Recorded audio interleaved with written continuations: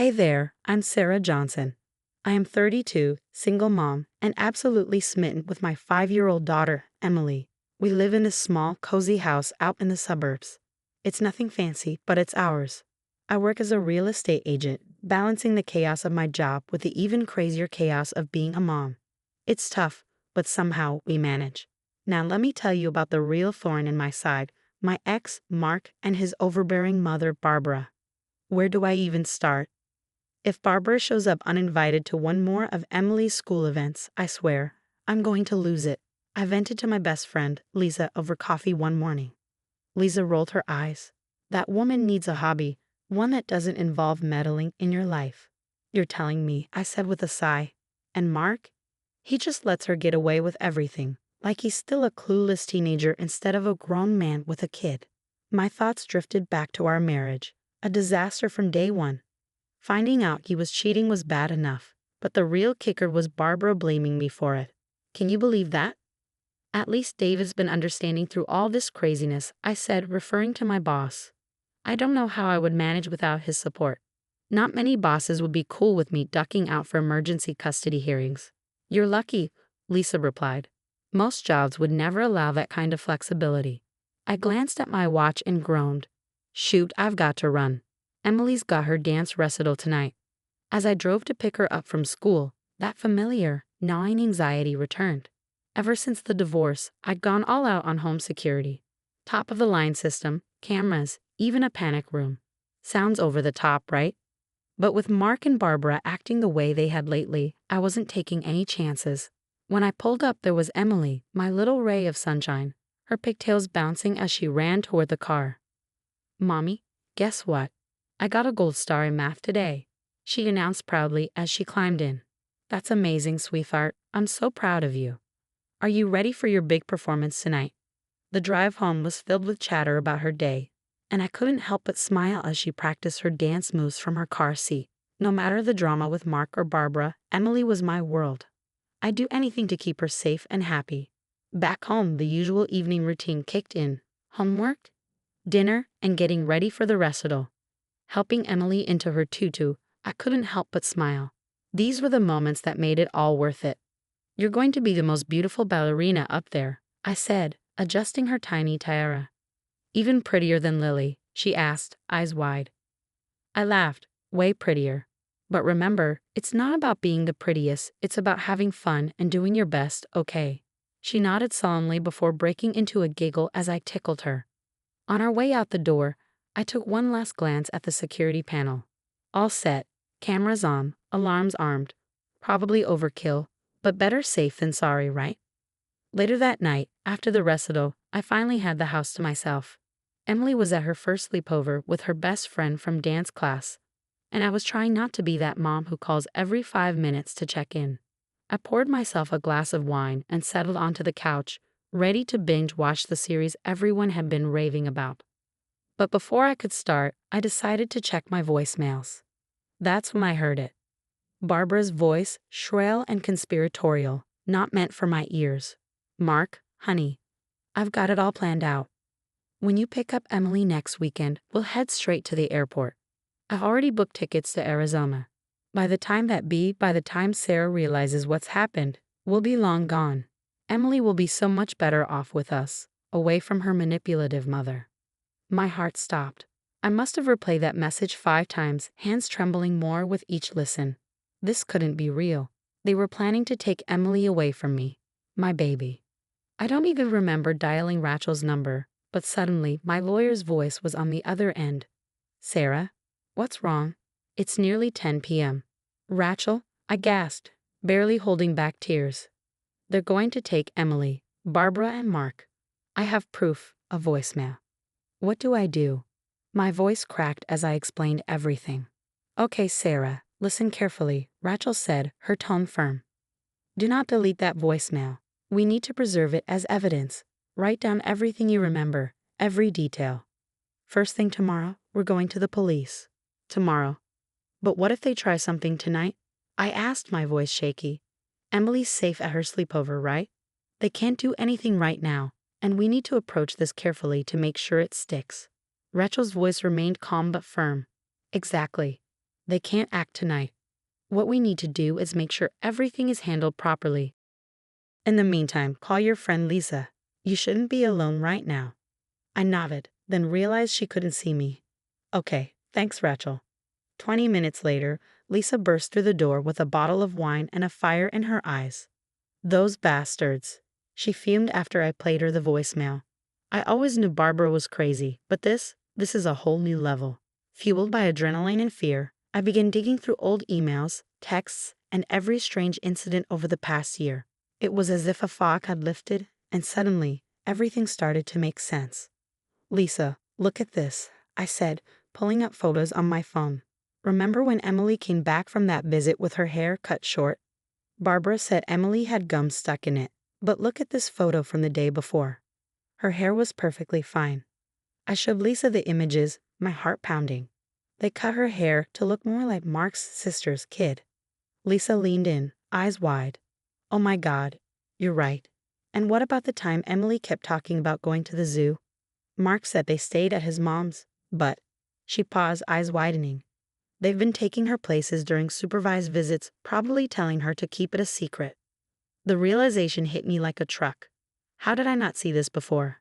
Lisa grabbed my hand, her grip firm. This is not your fault. You're seeing it now, and we're going to stop them. I nodded, trying to believe her as I compiled everything into a folder. Screenshots, photos, notes. My heart raced with a mix of terror and determination. They weren't going to take my daughter. Not now, not ever. I should call and check on Emily, I said, reaching for my phone. Lisa gently took it from me. It's 2 a.m., Sarah. She's fine. You'll just wake her up, and right now, we need to focus on keeping you calm and getting this evidence in order. She was right, but every fiber of my being wanted to rush over and scoop Emily into my arms. Instead, I took a deep breath and turned back to my laptop. We had work to do. By morning, I was a bundle of nerves, jumping at every noise. When the doorbell rang, my heart stopped. I opened the door to find Mark and Barbara, all fake smiles and forced cheerfulness. We're here for Emily, Mark said, attempting to step inside. She's not ready yet, I lied, blocking the entrance. Why didn't you wait outside? Barbara's eyes narrowed. Nonsense. We'll wait inside. Her voice rose as she called out, Emily, sweetie. Grandma's here. I felt sick as Emily ran to the door, her little backpack slung over her shoulder. Daddy, Grandma, she squealed, oblivious to the tension. Mark's voice dripped with false charm. Hey, pumpkin, ready for our big weekend. That's when I saw it, the glint in his eye. Something dark, something dangerous. Actually, Emily forgot something upstairs, I blurted, scooping her up. We'll be right back. I bolted up the stairs, Emily clutched tightly in my arms. Behind me, I heard Mark's footsteps pound up the stairs. Sarah, what the hell do you think you're doing? He shouted. Mommy, what's wrong? Emily asked, her voice small and confused. I didn't answer. I raced to the panic room, my hands trembling as I shoved the door shut just as Mark reached the top of the stairs. Sarah, open this goddamn door. He bellowed, pounding on the steel barrier. Emily whimpered in my arms. It's okay, baby, I whispered, fumbling for my phone. We're just playing a little game. My fingers shook as I dialed 911. Please, I gasped to the operator, my ex-husband and his mother are trying to kidnap my daughter. We're barricaded in my panic room, but I don't know how long the door will hold. Outside, I could hear Barbara's shrill voice. Mark, find something to break down this door. We're not leaving without Emily. Emily started to cry, clutching my shirt. Mommy, I'm scared. Why is Daddy so mad? I kissed the top of her head, trying to calm my racing heart. It's okay, sweetie. I'm here. We're safe. The operator's voice was calm and steady. Stay on the line, ma'am. Help is on the way. The minutes stretched into what felt like hours. Mark's pounding, Barbara's screeching, Emily's soft sobs. I tried to keep it together, but the fear was suffocating. Then finally, I heard it, the unmistakable sound of sirens. The pounding on the door stopped. Through the heavy steel, I could hear voices, then a knock on the panic room door. Mrs. Johnson, this is Officer Rivera. It's safe to come out now. I hesitated for a moment, then slowly opened the door.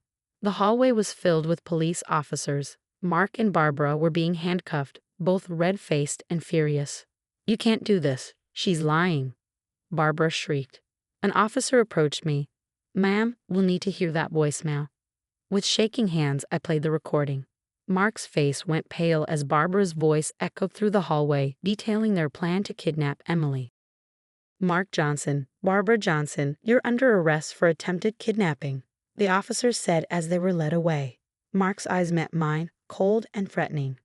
"This isn't over, Sarah. I'll get her back." I held Emily tighter, my heart hammering in my chest. But I knew the worst was behind us. For now at least we were safe. I knew this was just the beginning of a long battle. "Mommy," Emily whispered, her little arms tightening around my neck. "Can we go get ice cream?" I laughed, tears still glistening in my eyes. "Yeah, baby, we can get all the ice cream you want." The weeks after that terrifying night were a whirlwind. Rachel, my lawyer and guardian angel, led me through the endless maze of legal battles. We were in and out of courtrooms, filing motions, presenting evidence, and building our case. "Your Honor," Rachel argued one afternoon, standing tall and confident, "given the severity of the attempted kidnapping, we're requesting full custody for my client." Mark's lawyer, trying to paint me as a paranoid mother, threw everything he could at us.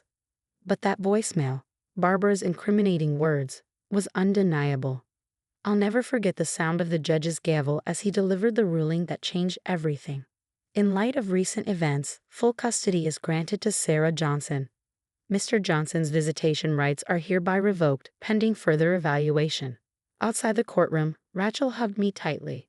"We did it, Sarah. You're safe now." But I knew it wasn't truly over.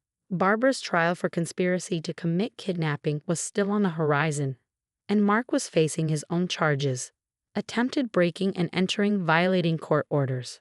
The legal mess was far from sorted, but one thing was clear: Emily was safe with me. Both Emily and I started therapy soon after. Dr. Martinez, our therapist, was patient and kind, helping us navigate the emotional fallout from what had happened. "I keep having nightmares," I confessed in one of my sessions. "In them, I see Mark and Barbara taking Emily, and I'm frozen. I can't move." "That's normal, Sarah," Dr. Martinez reassured me. "You've been through a trauma. We'll work through it together." Slowly but surely, we started to heal. Emily's nightmares became less frequent, and I found myself throwing everything I had into my work. The focus was almost therapeutic in itself. "Sarah, you've really stepped up your game," my boss David remarked one day. "Clients are requesting you specifically. They say your determination inspires them." And life went on. We built new routines, made new memories. Before I knew it, Emily's 6th birthday was fast approaching, and the house was buzzing with excitement. The day of the party, our backyard was filled with laughter, the air thick with the sugary smell of cake. Kids ran around with painted faces, giggling and squealing as they played. Lisa, ever the reliable friend, helped me hang the last of the decorations. "Can you believe it's been a year?" she asked, adjusting a balloon. I shook my head, watching Emily chase her friends, her giggles carrying on the breeze. Sometimes it feels like yesterday, other times like a lifetime ago. Just then, the TV inside caught my attention. The local news was covering Mark's sentencing. The anchor's voice was calm, but the words hit hard. In local news, Mark Johnson was sentenced to 5 years for his role in the attempted kidnapping of his daughter. His mother, Barbara Johnson, faces trial next month. "Mom, come play with us." Emily's voice broke through, pulling me back to the present. I smiled and joined the kids' game, feeling an overwhelming sense of gratitude. We had been through hell, but we come out stronger. Emily was safe, happy, and surrounded by love. We had made it through. But before I let you go, I want to ask, if you were in my shoes, would you ever consider letting Mark or Barbara back into Emily's life? Maybe after they've served their time, if they showed real change?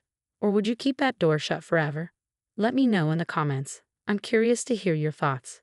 And hey, if you enjoyed this wild ride, hit that like button and subscribe for more real-life drama. Trust me, my story's far from over, and you won't want to miss what happens next. Thanks for listening, and I'll catch you in the next one.